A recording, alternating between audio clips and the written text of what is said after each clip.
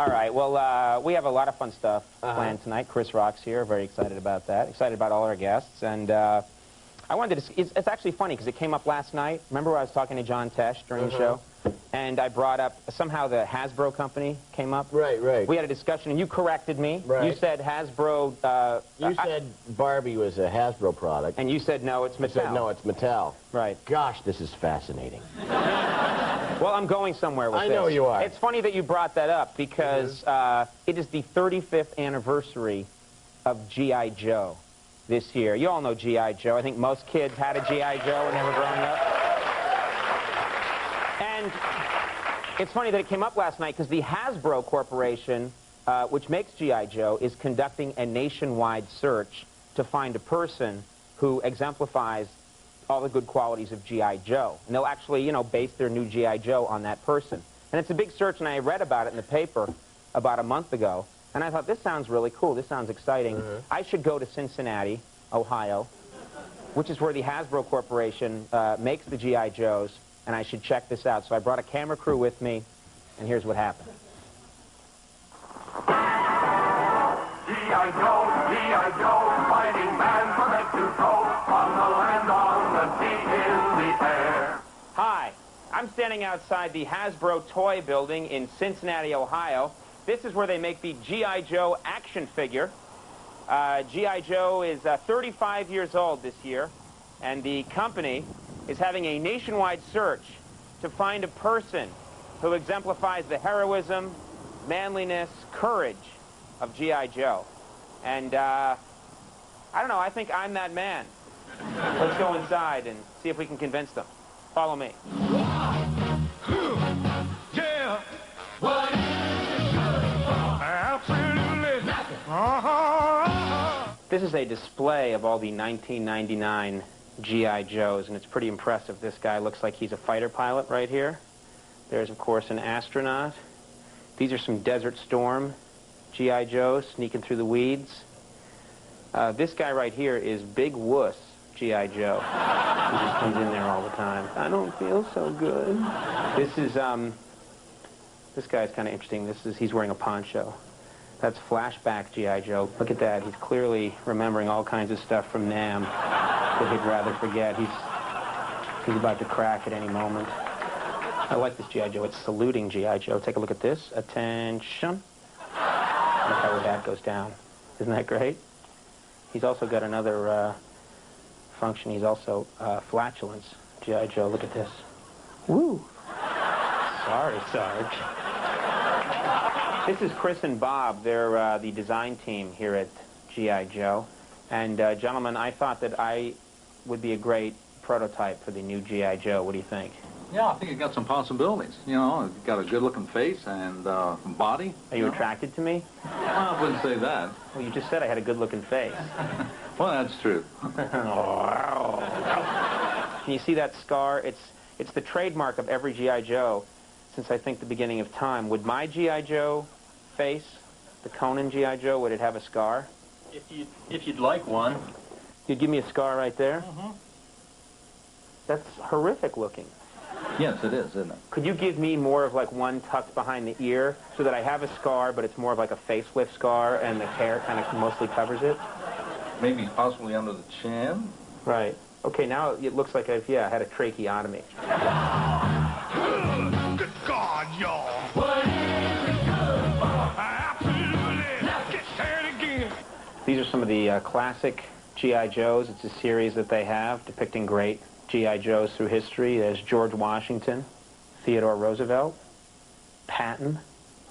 This is Dwight Eisenhower with some needlepoint. No, wait, that's a map, sorry. That's Omar Bradley. And then finally, a little confusing, Mr. T. And he comes, of course, complete with his pity list, because he does pity the fool who messes with him. This is Bob, and Bob, you make the actual model from the drawing? That's correct. From the drawing and also from watching you on TV and from still photos that we have. Okay.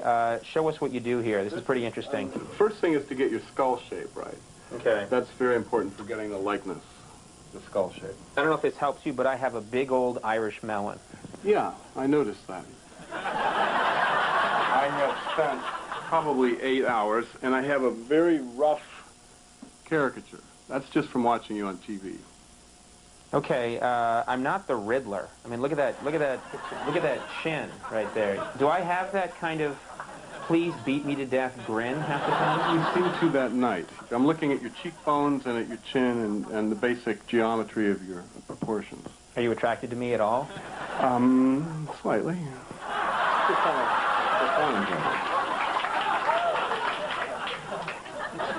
This is the finished. This is the finished head. Yeah, that's the finished head. Well, you've certainly improved my color. Thank you very much.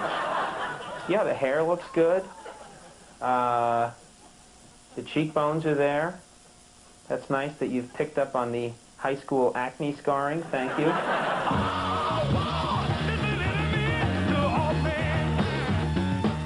This is Anne, and Anne, you're going to be painting the face and the body. Is that right? Yes, I will. I basically, I don't match the G.I. Joe body, and so I brought along some different body types that I feel a little more accurate for me. May I show them to you? Sure. This is basically longer legs, longer arms, skinnier, and large male nipples. But that's just a little private fetish of mine, okay?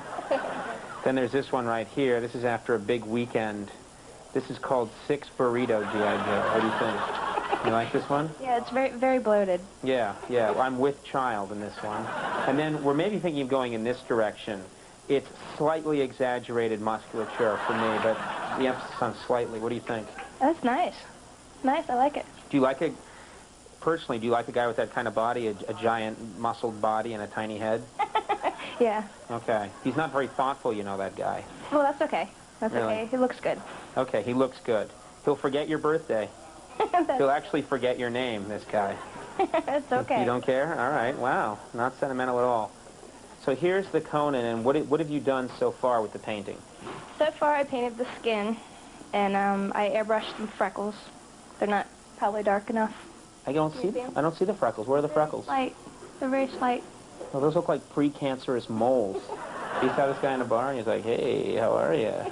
What would what would your response be? Hey, can I buy you a drink? No, I don't. This is where we're going to spray paint the body. Is that right? Yeah. We're now covering my... Oh, that feels good. Do you have a whiter color for my butt? I want to actually put more white. Just let's get some white. Because my butt has never seen the sun. Once in the early 60s. See, this is starting now to look more like my butt. I'm not kidding. Gentlemen, I've been through the whole process. This is the finished Conan head.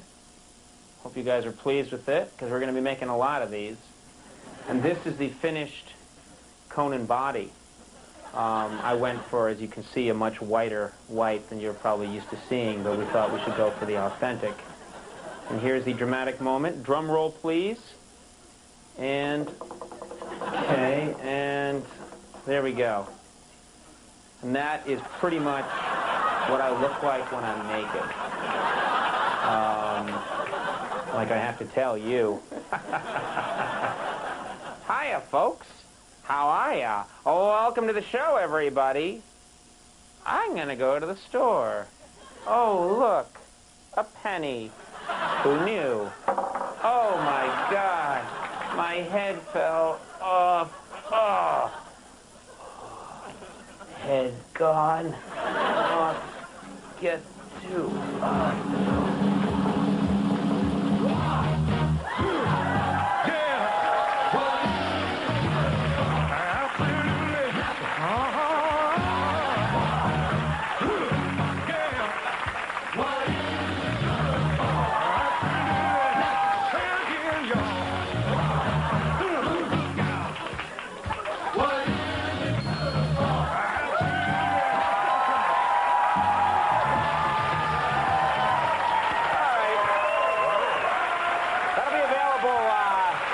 October. Excellent. So look for that. I see big sales for that item. Yeah, the whole Special Forces team. All right, we're going to take a little break. You got to stick around tonight. Chris Rock will be here when we return.